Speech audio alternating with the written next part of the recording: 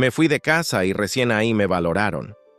Dicen que no hay dolor más grande que sentirse invisible en tu propia casa, y yo lo viví en carne propia. Me llamo Samuel, y desde que tengo memoria aprendí a cargar con responsabilidades que no eran solo mías. Mi papá y mi mamá siempre tuvieron un favorito, mi hermano menor, Andrés. A él lo trataban como si fuera un príncipe, aunque no moviera un dedo para ayudar. Yo, en cambio, el hijo mayor, era quien trabajaba, quien colaboraba con los gastos de la casa, quien se preocupaba porque nunca faltara un plato de comida en la mesa. La injusticia era evidente. Cuando Andrés dejaba tirados sus zapatos, yo era quien los guardaba. Cuando él pedía dinero para salir con sus amigos, mis padres lo sacaban de donde fuera, mientras que a mí, cuando pedía un apoyo para mis estudios, la respuesta siempre era: no se puede, no tenemos dinero. Era como si mis esfuerzos fueran invisibles. El conflicto más grande estalló cuando mi padre enfermó y los gastos de la casa aumentaron. Yo, sin pensarlo dos veces, busqué un segundo empleo para cubrir medicinas y cuentas.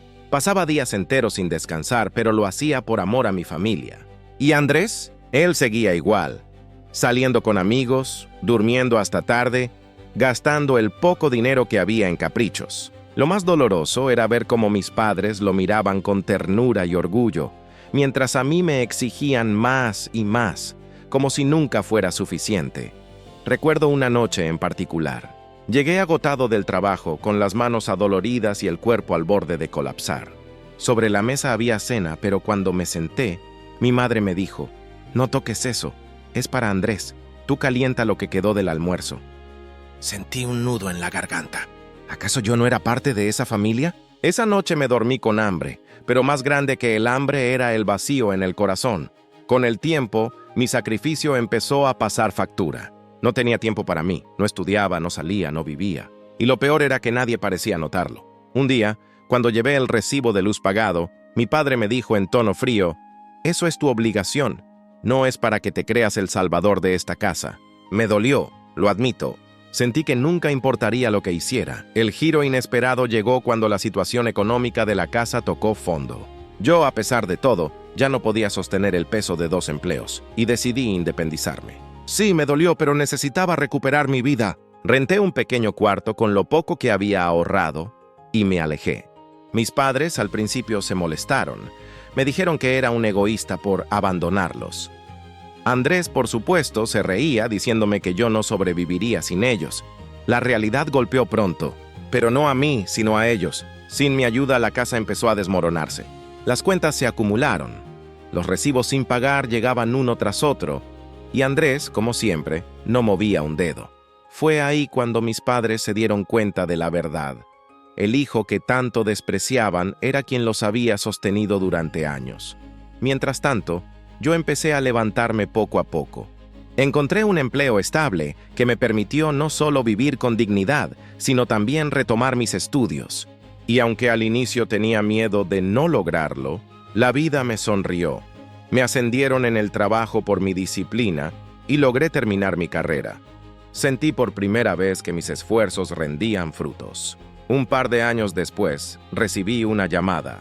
Era mi madre con la voz quebrada pidiéndome ayuda. Me contaba que las deudas le quitaron casi todo, hasta la casa donde vivían, y que Andrés, quien era un flojo, estaba trabajando, pero las deudas eran tan grandes que no alcanzaba. Yo escuché en silencio, con el corazón dividido. Por un lado me dolía su situación, pero por otro entendía que esa era la cosecha de lo que habían sembrado. Decidí ayudarlos, sí, pero esta vez de otra forma. Les ofrecí un lugar en mi nueva vida con reglas claras: respeto, igualdad y responsabilidad. Les dije: si vienen conmigo aquí todos colaboramos. No más favoritismos, no más cargas injustas. Mis padres, con lágrimas en los ojos, me pidieron perdón. Andrés, por su lado, también entendió todo el esfuerzo que hacía por la familia y que en ese tiempo que me alejé había madurado y estaba dispuesto a esforzarse. Hoy vivo en paz. Tengo un trabajo digno, una familia que poco a poco aprendió a valorar lo que hice y, sobre todo, tengo la certeza de que mi esfuerzo no fue en vano. Sí, dolió sentirme invisible, dolió ser el hijo olvidado, pero también aprendí que el amor propio es necesario, que a veces uno tiene que alejarse para que los demás entiendan su valor. La vida siempre pone a prueba nuestro corazón. A veces, quienes deberían cuidarte son los primeros en lastimarte. Pero recuerda esto, tu valor no depende de cómo te traten los demás, sino de lo que eres capaz de construir con tu esfuerzo. Al final, la justicia llega, y cada quien recibe lo que merece. Yo, el hijo olvidado, encontré mi felicidad, y ellos aprendieron demasiado tarde que no se debe despreciar a quien más da por amor.